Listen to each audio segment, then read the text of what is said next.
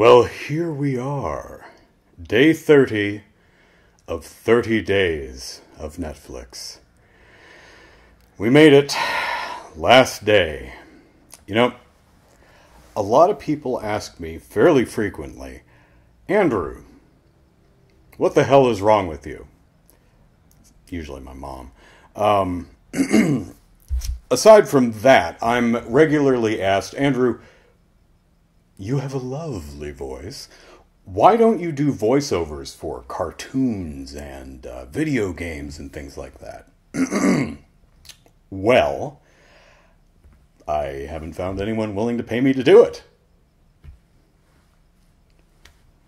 If you want to pay me to do a voiceover for a cartoon or a video game or whatever, I'm happy to. I would love to do that.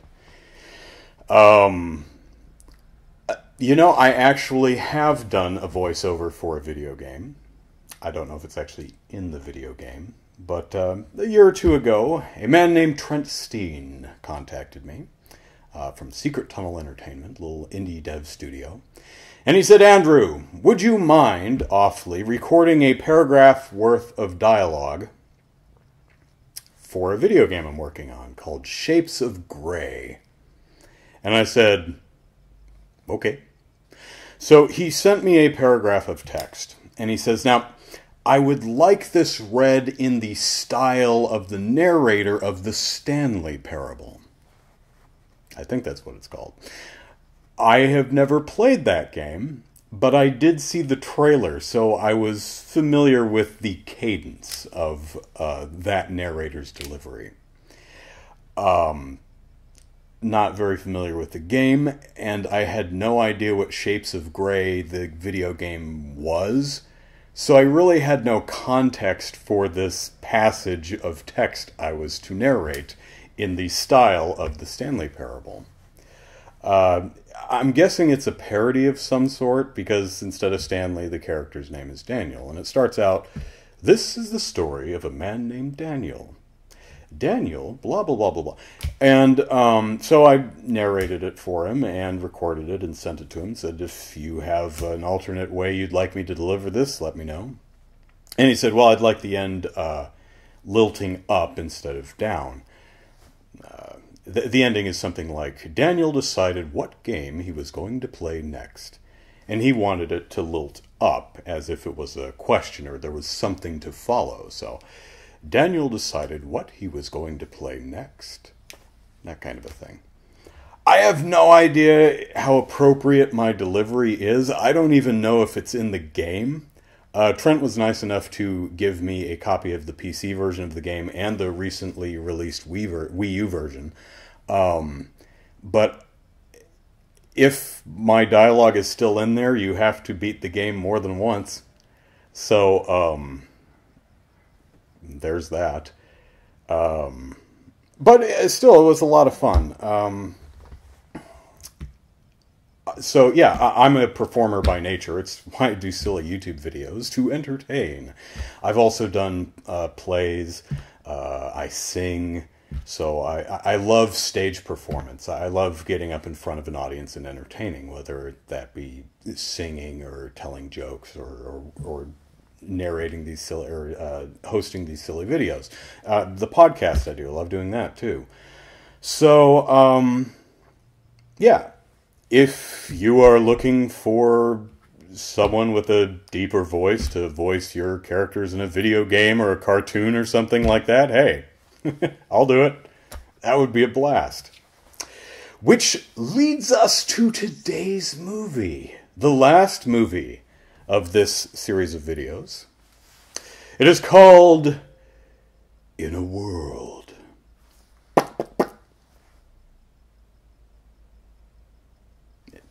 Ellipsis. Look up Victor Borge. Phonetic punctuation. Hilarious. In a World is a movie about a woman who says, you know what? I'm a little tired of theatrical film trailer voiceovers being the same type of voice. You know, it's always the booming bass voice. In a world where stuff happens. That kind of a thing. There should be more variety. I'll do a movie trailer voiceover. I love me some variety. So, yeah, I'm excited to see this movie. No idea who's in it, or I've never read any reviews of it. I just remember seeing the trailer a few years ago and thinking, well, that's a cool idea, because for the last several decades, we have had a movie trailer voiceover guy, essentially John LaFontaine, and others of his ilk. And they're wonderful voices, don't get me wrong. They are there's a reason these guys, of course, John's dead, but there's a reason these guys get a lot of work, because they have wonderful, wonderful voices and great delivery. It's hard to say something stupid like, in a world where stuff happens, and make it sound, ooh, yeah, in a world where stuff happens? That is really difficult to make compelling. If you actually listen to what the movie voiceover people are saying, it's usually really stupid. So a lot of respect there. However, it is interesting that it's not just that it's always a guy. It's the same voice. Damn, it is hot in here. It is the same type of voice all the time. So I'll be really interested to see. A woman's voice, of course, very different from a man's voice, typically. So I think that could be really, really cool. I can't think of a there probably are a couple, but I can't think of a theatrical film that had a trailer that was narrated by a female voice. There probably comments. Let me know.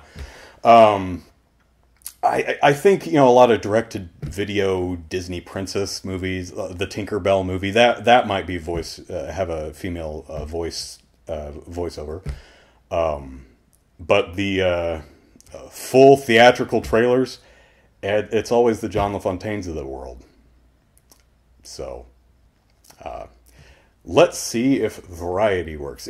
But while I'm at it, some other things. Things I can't say I'm really sick of movie voiceover trailer guy, but I tell you what I am sick of. Bwom! In a world. Bwom! Where a guy and a girl. Bwom! Fall in love. Bwom! Even though they've only known each other for the better part of a day. Bwom! I hate bwom. And I apologize for sweating in HD. I don't know if it was Inception that introduced the bwom, but it certainly popularized it. Almost every damn movie trailer, in addition to having in a world, the big bassy trailer voice guy, bwom, it has bwom. I hate bwom. No more bwom. It's like the Wilhelm scream. Please retire it. I don't want to hear it again. If you don't know what the Wilhelm scream, you'd know it if you heard it. It sounds like this. Yeah, that. Stop using that sound clip. I will find you. And I will write a strongly worded letter telling you how displeased I am that you still employ the Wilhelm. Stop it. Bad. Okay, that's enough out of me. Movie time. I know what you're thinking. You're thinking, Yakko Warner. And in an earlier video we saw Wacko Warner. Where's Dot Warner? She's right here. I think my mom or my sister bought me these Animaniacs pillows. She couldn't find a Dot Warner pillow like this. This was as close as she could get. Just a regular pillow with Dot on it. So, I don't know if it was one of those no one buys girl toys type things. If you've been reading the internet recently, you've probably seen and heard people complaining that the Avengers are awesome, but where the hell are all the Black Widow toys? Guardians of the Galaxy rocks! Where are the Gamora toys? Was it the same thing with Animaniacs? I don't know. Could be just it was so popular, Dot sold out. No idea. But, oh, the movie. Yes, the movie. It's really, really okay. Yeah, I kind of hate to end 30 days of Netflix on a, it's alright. But, it's not bad. It's really okay. It is, to be honest, I was kind of waffling on this movie throughout its runtime. The reason being is the people in this movie, for the most part, most of the characters in this movie are genuinely horrible, awful people. And while I can relate to that, I watch movies to escape. I'm a genuinely awful person. I don't need to watch other genuinely awful people. I can look in the mirror or watch my own YouTube videos. I want awesome people. However, what makes the movie works is what makes the movie work is it is a comedy. It's meant to be funny. This movie did not go how I thought it would, which is a good thing. Subvert expectations, always nice. Man, that cough and snuffles and allergy thing, that is just hanging on there. So, our lead character, who is also the writer and director of this film, good on you, is the daughter of one of the top voiceover people. Basically, the guy right under John LaFontaine, which is really funny because this movie is about the people who are looking to take up the mantle of voiceover movie trailer guy in the wake of John LaFontaine's death. I'm not kidding. The whole front of the movie is talking about John LaFontaine and how awesome he was, and he died a few years ago, and now all the other voiceover people are trying to step in to fill his shoes and do the whole in a world type thing. So, cool. Our lead actor is the daughter of the second guy. The people, everyone knows John LaFontaine, and that other guy with the awesome bass voice. Yeah, him too, yes. She is a vocal coach, but has always lived in her father's shadow. And she find that because everyone's like, hey, you're Sam Soto's kid. And she's like, yes, I'm not my own person. I'm merely identified as my father's daughter. Yay, that's not annoying at all.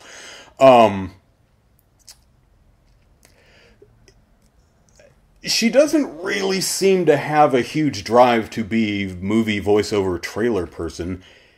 She just kind of falls into it. She's vocal coaching someone, Eva Longoria, playing herself in the movie.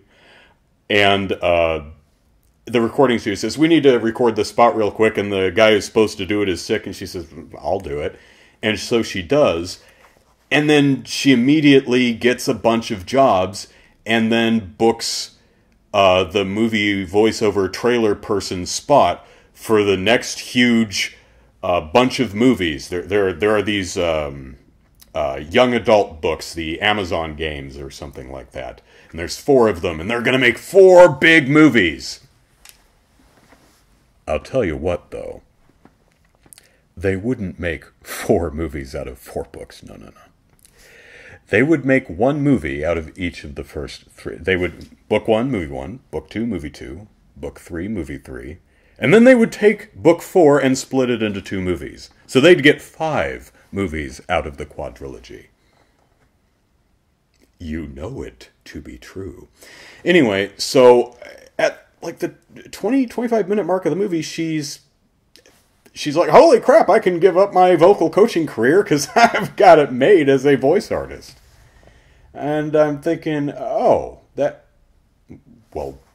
not what I expected from this film. What the movie is about are voiceover actors and what crappy people they are. Her father kind of supports the younger up-and-coming voiceover guy, and then tries to sabotage his daughter. And then it goes like, and you're like, why are you doing that? And then there's interpersonal relationship stuff, which I've never understood. You know, people sleep with each other, and then they're like, oh, no, you slept with a person, and you're not supposed to sleep with the person. You're supposed to sleep with me. I'm out of here. And then they hear their true feelings, and they get back together and have sandwiches. And then canoodle on the floor without eating the sandwiches. Which is a waste of cold cuts, if you ask me. This movie is not really making a statement about how difficult it would be for a woman to break into the world of movie voiceovers that's dominated by men. There is some of that in there, but it's not the overriding theme of the movie. This movie is about the characters. This movie is about Carol, I think her name is, her father, another guy, and this one girl, and Carol's sister, and her husband. It's a bunch of people, a bunch of flawed, oh so flawed people. And the shenanigans that they get into. And as long as you understand that this is a comedy, this is supposed to be funny. For example, yeah, I'm gonna spoil the ending, but I think you could probably guess the ending, and it's really spending time with the characters and seeing what they do is the point of this movie rather than what happens at the end. So, her father is getting a Lifetime Achievement Award. So they're at the Lifetime Achievement Award, and they're debuting the trailer for the Amazon Women quadrilogy, which she auditioned for, and her father wasn't going to audition for, but once he found out that she was auditioning, he came back into the game, even though he said he wasn't, and would support the other guy, and the other guy's pissed at him because he said he would. Drama. Remember in my, whatever day I reviewed Stage Fright? Yeah. Thespians. They are really like that. It's not enough that we have drama out on the stage, lovingly crafted and scripted drama for us to perform. Oh no, thespians have to manufacture their own damn drama. Backstage, out in the parking lot, at home, at the delicatessen late at night after a long rehearsal. Thespians, man. Thespians. Anyway, so they're at the award dinner where they premiered the trailer for Amazon Women Who Are Awesome, and all the little girls are going to see the movie because it's a young adult book series. Hell, I'd see it. It's about Amazon women and mutant peoples who are... It sounds a lot like the new Mad Max movie, actually, which was awesome. So, who is going to be the voiceover person on the trailer? Is it going to be Carol? Is it going to be her dad? Is it going to be the new kid on the block? It's Carol. And her dad stands up, runs out of the room, down the hall, down the stairs, through a door until he's far, far away in a supply closet. And then he cries. He bawls. And this is a big dude, too. This is like a, very barrel-chested, big-voiced guy. He's, he's doing that whole thing. It's supposed to be funny. Now, this guy is probably in his 50s somewhere, at least. Probably pushing 60. His new wife is 23 to 31. It's never quite established. And she's a real mousy, ditzy kind of thing. And she puts her foot down and says, now you're going to stop crying and you're going to be proud of your daughters and be a good person because we're at the end of the movie and we're going to have a happy ending.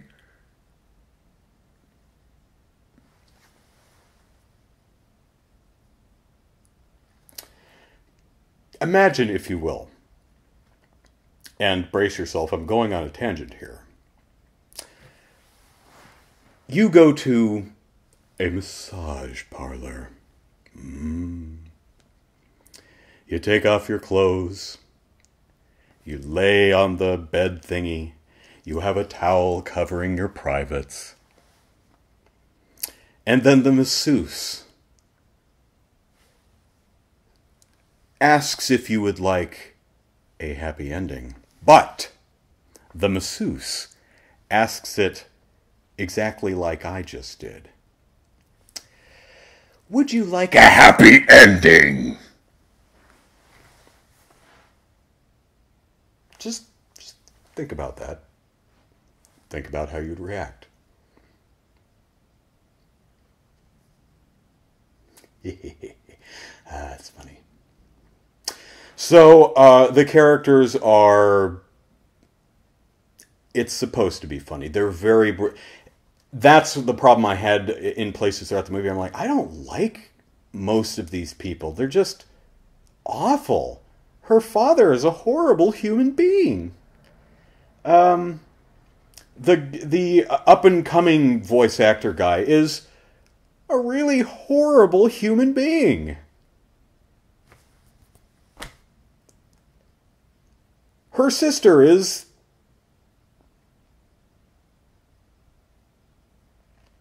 flawed.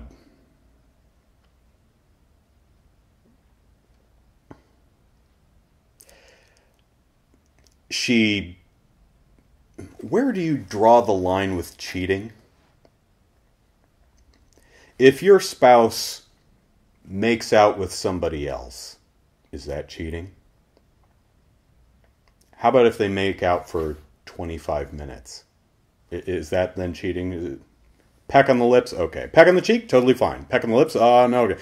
Making out for 25 minutes? That's cheating. Well, maybe not. She makes it clear that she didn't let him put the tip in.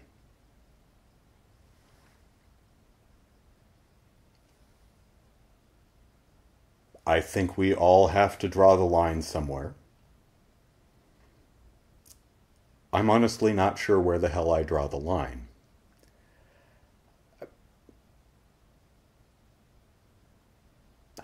No, I know where I draw the line.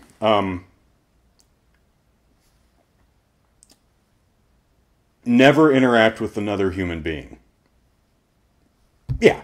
That's where I draw the line. And the reason I have trouble really explaining or discovering for myself where I draw the line is I chain all my lovers up in the basement, so they never go anywhere anyway, so I don't have to worry about it. Isn't that right?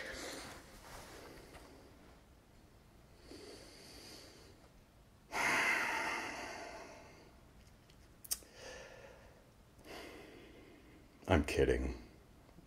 My new place doesn't have a basement.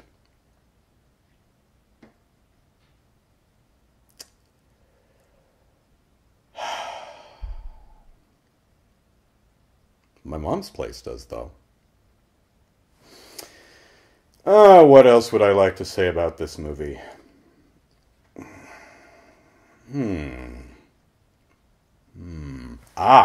Carol and her would-be boyfriend, and Isby by the end of the movie, go on a date. Now, most people, when they think about dates, they think, goodness, I just elbowed my wall. They think, going on a date. Okay, food. We're going out to Sizzler, or Red Lobster, or Denny's. We're going out to eat. Or maybe we'll go to a club and boogie. These two, they go to what looks like a Dave & Buster's. They go karaoke. They go Dance Dance Revolution. They go air hockey. These two are awesome at dating. So says I.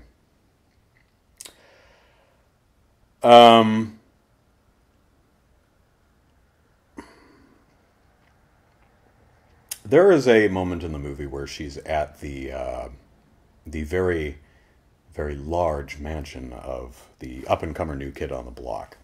And she's wandering around upstairs, which is probably something you don't want to do in someone else's house, unless they've made it clear that, okay, party members, you have free reign of everywhere in my house. She just seems to be off wandering, poking around. Apparently people look in each other's medicine cabinets. It doesn't happen in this movie. I remember it in Father of the Bride. Steve Martin is poking around in someone's medicine cabinet, and I asked my mom, Mom, I had a higher voice when I was younger, what the hell is he doing?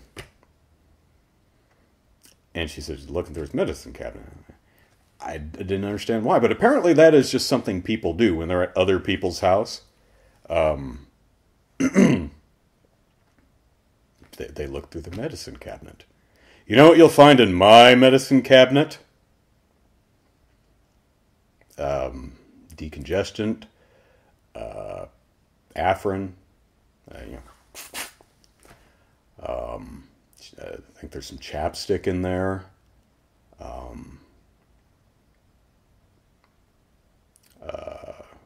There's an electric thermometer.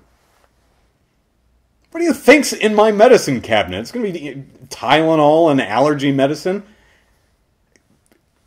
What do you expect to find in someone's medicine cabinet? Anyway, so she's wandering around upstairs, and she sees a bookcase. But it's not a bookcase. It's actually flat.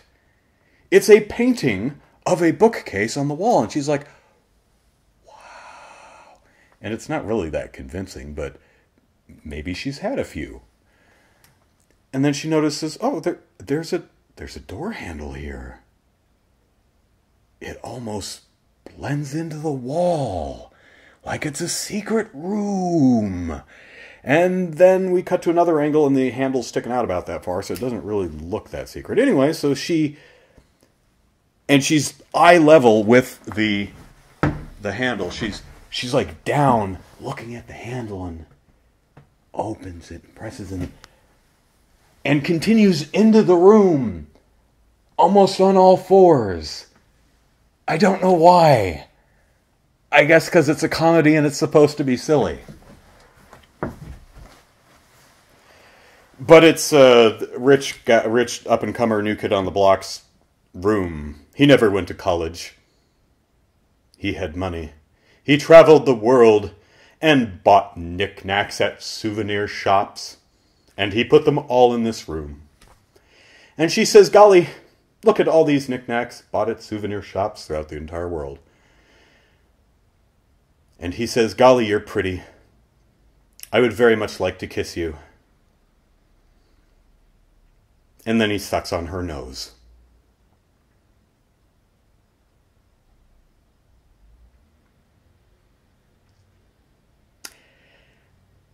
Which I might try the next time someone asks me to kiss them like you've never kissed anyone before.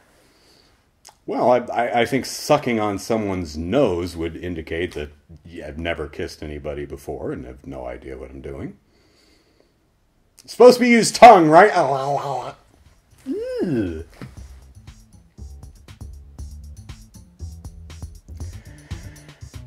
I know I'm rambling, but this is the last video of 30 Days of Netflix, and I just don't want it to end. I had fun.